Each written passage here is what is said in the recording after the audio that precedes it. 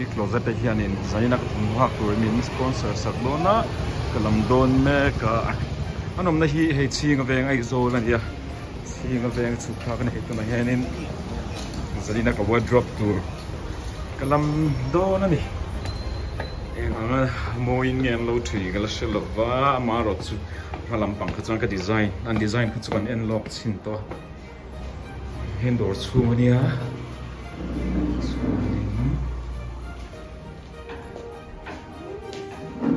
có học tụ tên là truy tuổi truy tuổi anh là khởi lại make so mi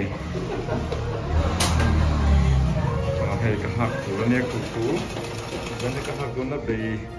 lúc khóc mày suy ta gần khăn unique closet thì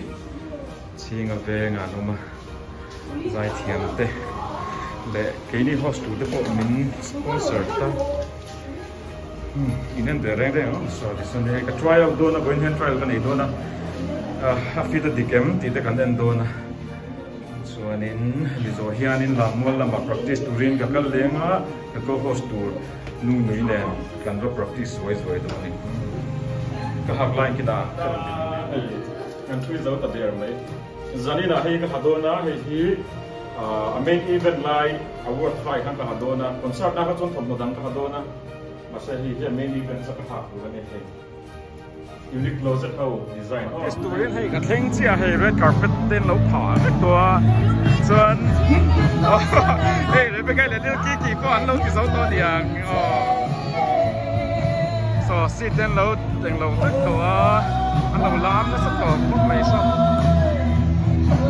ka ko host tu hi ka la mu zo lo wa tu na kian Elizabeth zo din pui ni ka sia le nga la akian zanina hianin MZI Rimawi Awards kan hong don ni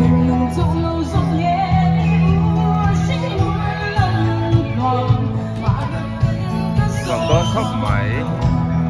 muốn kêu phá hey cái mai cái hey mình ta shop tu rồi nè Esther bắt chuột còn ta hiện nên makeup bài cho con tiền lòng cái chút touch up bài này đó nè makeup lui cái con này về đó xong là mua lâu lại thế mong rồi cái những chút sắc tu rồi nè bữa đó còn Zaithiam riêng tôi thế cái tôi gặp cô host tu nu nui đâu là tốt lắm Esther bắt đầu door hi Salmon Keifa mà hair and makeup ten ti veka in lo vapan tur don ni an thiam te me ne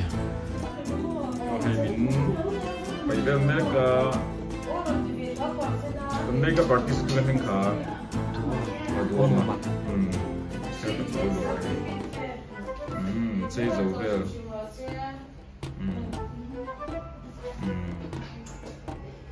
cái chỗ này video bao hanin buồn môi đó mình đang làm cái đó chân số của cô host của cô rất là tốt menu người chơi rồi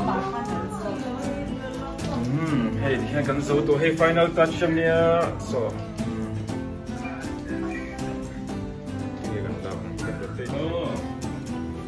cái bị ta hey dành được wardrobe tu này hey unique closet mình sponsor này á cho nênการพายที่มินตัชชับสักตัวที่เอสเธอร์เนี่ยโซโลมอนเคฟเนี่ยยูนิคโคลเซ็ตที่สิ่งแบบเต็มที่เนี่ยก็โดนนะเนี่ยลามัวลามากับเพย์โดนตัวไหนเนี่ยคอนเสิร์ตกับโฮสต์มาสเปอร์มิวสิกเฟสติวัลกับโฮสต์มาสโดนนะตัวนี้มิวสิกเฟสติวัลตัวอวอร์ดSuzuki V-STROM MZI Rimawi Awards กับโฮสต์เนี่ยโดนนะตัวนั้นบอกตัวบางที่วินเตอร์นี่บางอย่างลองกดได้กับที่เราให้คอนเสิร์ตตัวมันคอนเสิร์ตมาเต็มที่กับตัวกันลงเวียเรื่อง makeup ปีเซอร์ปัจจุบันเลยเดวิดว่าดีก็จะส่งลงทูกันสิอะไร awards เซ็นต์ละมาคันลุดเวลก็อะไรง่ะ Suzuki V-STROM MZI Rimawi Awards สานี่สมดีพันนี่ Artist of the Year Male Gospelกันสัมเวลทุ่งง่ะ award ท่านนะมินในสักตูเรียนปูแล้วขันกลวงอ่ะโซเน็ตเล่ปูโซทันโมยะกันโซเมีย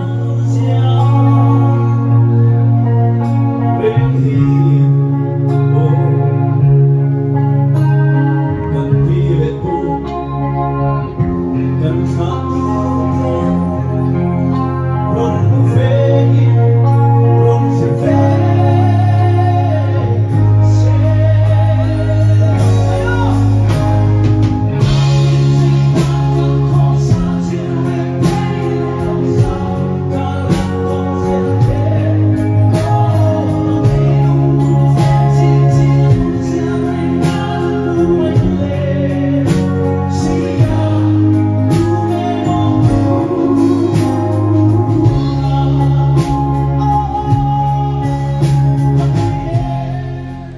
award sem zo hian tian thalak hon na te kan han neya award hum ho te pon te khian thalang ten han dia